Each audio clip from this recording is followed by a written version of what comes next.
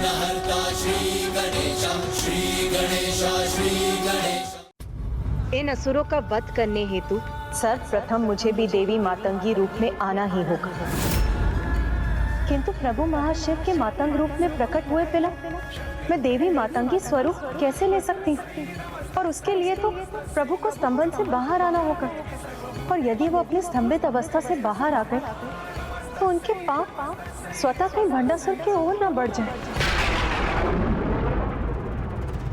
यदि प्रभु महाशिव मेरे साथ आ गए तो मेरी विजय निश्चित हो जाएगी। इसलिए अब इनके पास दो ही विकल्प शेष हैं। विवश होकर प्रभु महाशिव को स्तंभन से मुक्त कर दें अथवा बिना कुछ किए ही अपनी पराजय स्वीकार कर लें, क्योंकि शुंभ निशुंभ की शक्ति से इनका उचित परिचय हुआ ही कहां है।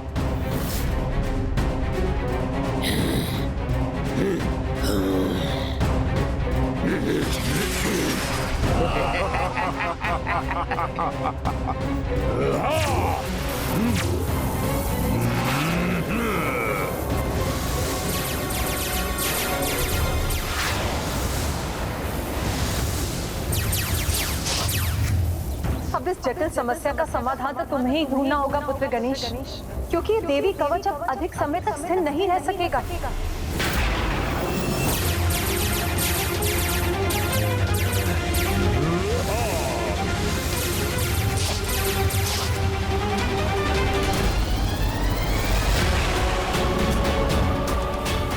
आज कवच और देवियों का मान दोनों एक साथ टूटेंगे। विघ्नहर्ता, इस विघ्न का समाधान शीघ्र निकालिए, अन्यथा माता का मातंगी रूप कैसे प्रकट होगा? मुझे शीघ्र कुछ करना होगा।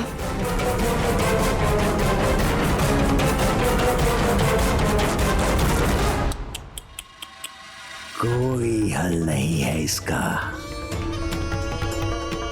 हे प्रभु महाशिव, अब आपके स्तंभन से बाहर आने का समय हो चुका है। अब तो चित भी मेरी और पट भी मेरी। हाँ हाँ, सोचिए प्रभु, विचार कीजिए।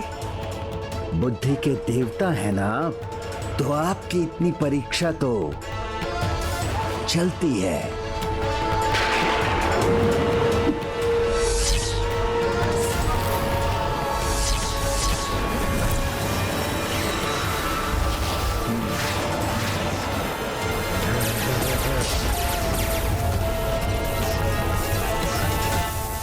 ये दुष्ट तो देवी कवच को नष्ट करने के लिए पूर्ण रूप से तत्पर है।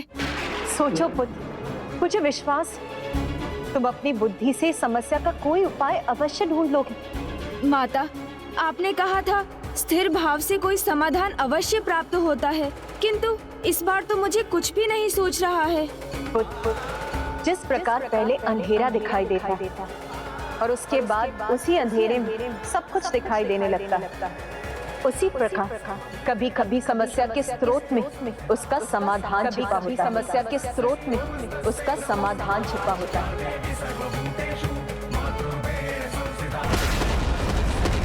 कभी कभी समस्या के स्रोत में उसका समाधान छिपा होता है। समस्या के स्रोत में ही उसका समाधान भी छिपा होता है। माता पार्वती ने भी तो प्रभु मातंग की समाधि की स्तंभित अवस्था को देख माता मातंगी का रूप धारण किया था। तो फिर एक ही अवस्था के दो भिन्न परिणाम कैसे हो सकते हैं? और उससे भी बड़ा सत्य तो ये है माता कि प्रभु को हम उनके जिस रूप में स्मरण करते हैं वो हमें उसी रूप में प्रत्यक्ष दर्शन देते हैं। मैंने उचित कहा ना माता?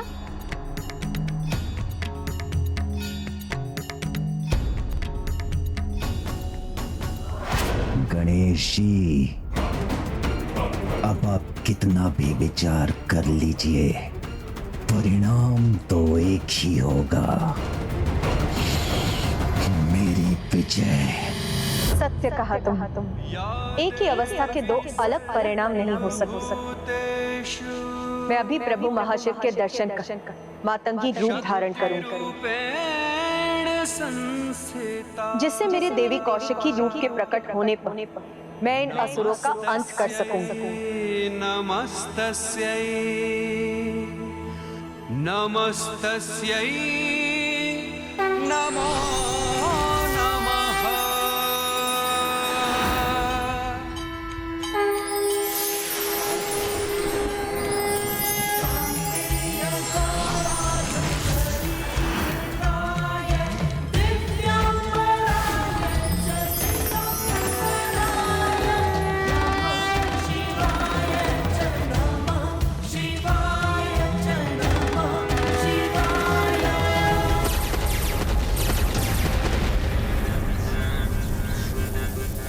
माता के यहाँ से लुप्त होने के कारण उनका देवी कवच भी दुर्बल पड़ता जा रहा है।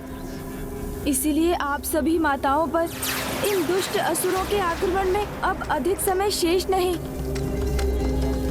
माता को अभी बहुत कुछ करना है और समय बहुत कम है।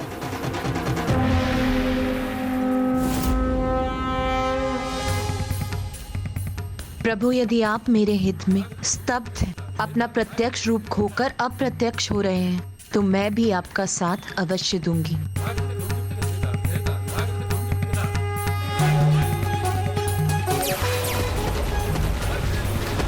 अब तो जब माता कौशिकी विंध्यवासिनी के रूप में युद्ध भूमि में लौटेंगी, तभी इन असुरों का विनाश आरंभ हो सकेगा।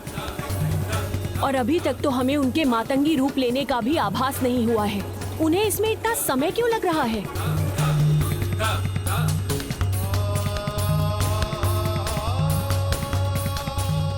ये तो अति उत्तम है कि अब ये दोनों भी स्तंभित हो गए हैं।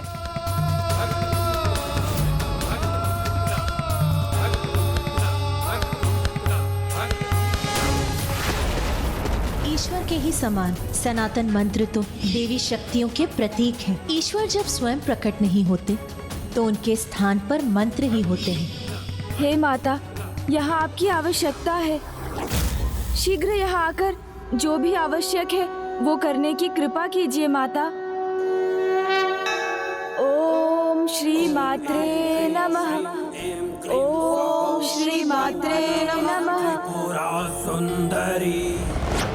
ये तो दुर्बलता की आहट है। जब विपदा सामने आती है और उसका सामना करने का कोई उपाय नहीं होता, तो जो बलहीन होते हैं वो भगवान का नाम जपने लगते हैं। पुत्र, विपत्ति हो या अनुकूल परिस्थिति, भगवान के लिए भक्त और भक्त के लिए भगवान एक ही समान होते हैं।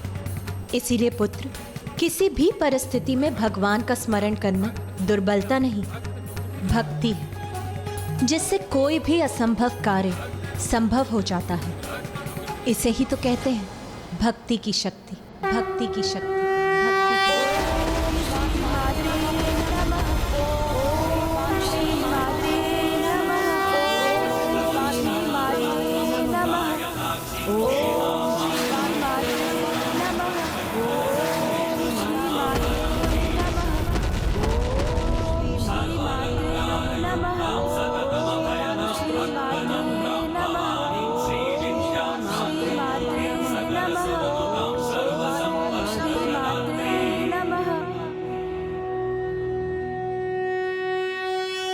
माता, आपके यहाँ आने में अब तनिक भी विलंब नहीं हो सकता। कृपा कीजिए माता।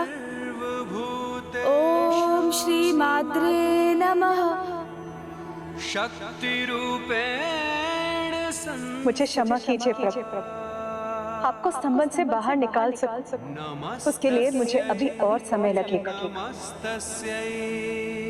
सर्वप्रथम मुझे भंडासुर से युद्ध कर इस युद्ध का अंत करना होगा। ओम मातंग महाशिवाय नमः। ओम मातंग महाशिवाय नमः। ओम मातंग महाशिवाय नमः।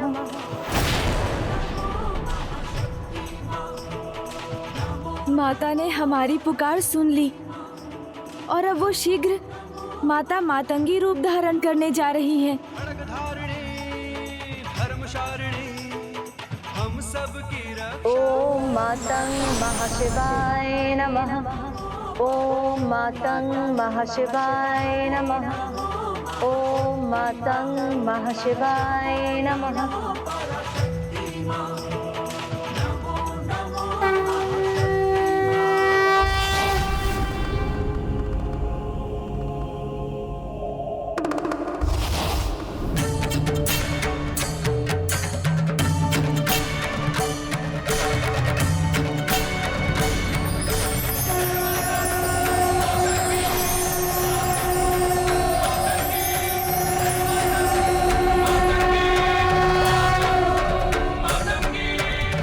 विषधर है मसान बिहारी, भस्म में रंजित अद्भुत होरी।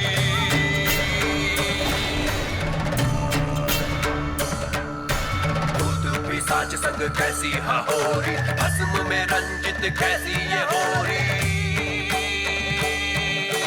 हे मातंग मातंगी मातंग मातंगी, हे मातंग मातंगी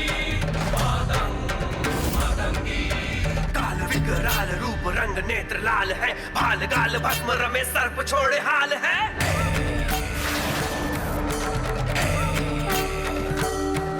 ओम ऐं भगवती मातंगेश्वरी। ओम ऐं भगवते मातंगेश्वरी। नहीं नहीं, कुछ नहीं कर सकती तुम देवी, कुछ नहीं।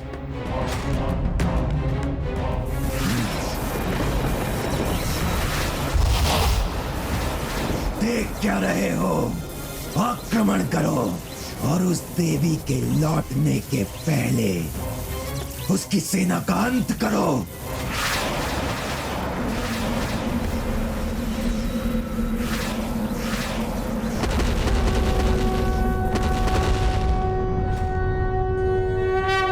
ओम ऐं भगवती मातंगेश्वरी। ओम ऐं भगवती मातंगेश्वरी। और जब माता कौशिकी विंध्यवासिनी के रूप में युद्ध भूमि में लौटेंगी, तभी इन असुरों का विनाश आरंभ हो सकेगा। ओम ऐं भगवती मातंगेश्वरी। ओम ऐं भगवती मातंगेश्वरी।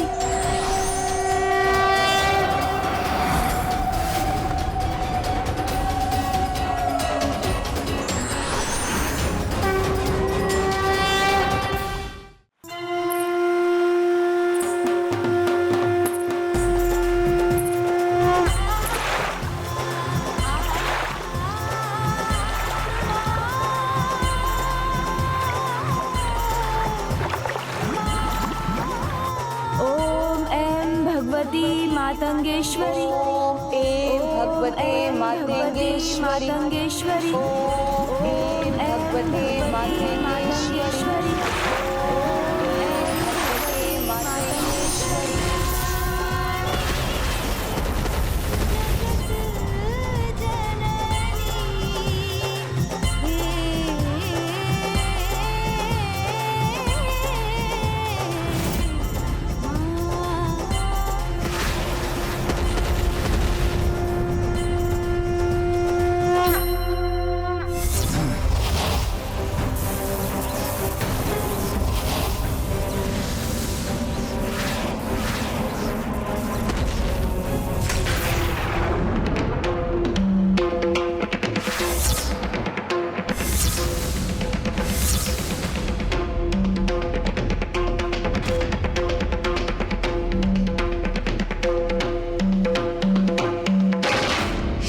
शुंभ, अब बिना विलंब किए इनकी मुख्य देवी के लौटने के पहले इन्हें स्तंभित कर दो और अपनी अपार शक्ति से इन्हें कुचल कर रख दो।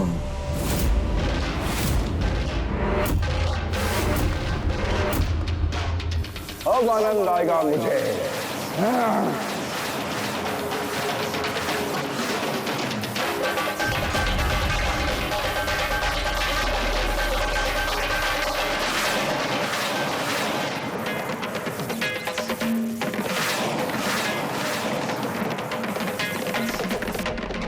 माता, आप कहाँ हैं? कहाँ हैं आप?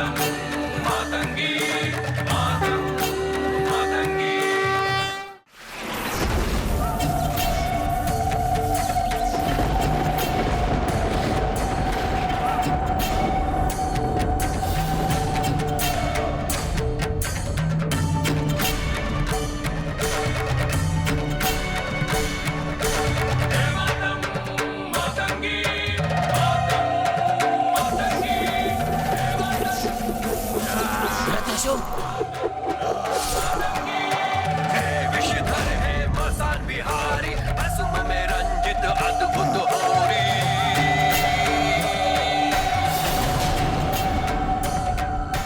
भूत पिशाच संग कैसी हहोरी, भस्म में रंजित कैसी ये होरी। हे मातंग मातंगी, मातंग मातंगी। अब आ ही गई हो देवी, तो यहाँ से वापस नहीं जा पाओगी।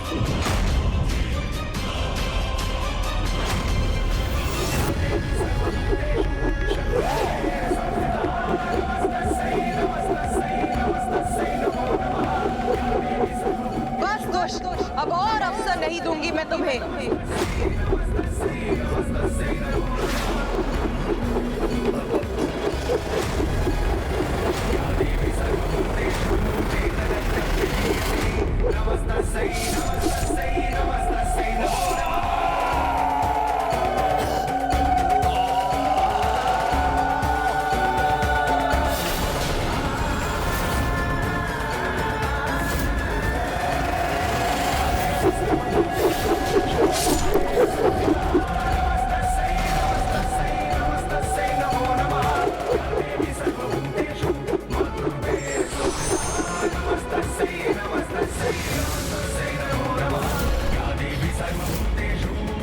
अब मैं हूँ यहाँ, साहस है तो करो आक्रमण।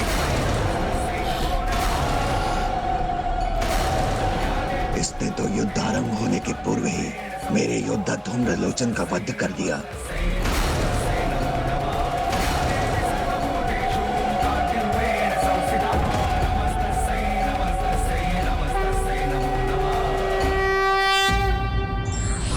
समस्या का समाधान समस्या में ही अंतर्निहित होता है। सावधानी पूर्वक मनन करने से शीघ्र ही उसका समाधान मिल जाता है।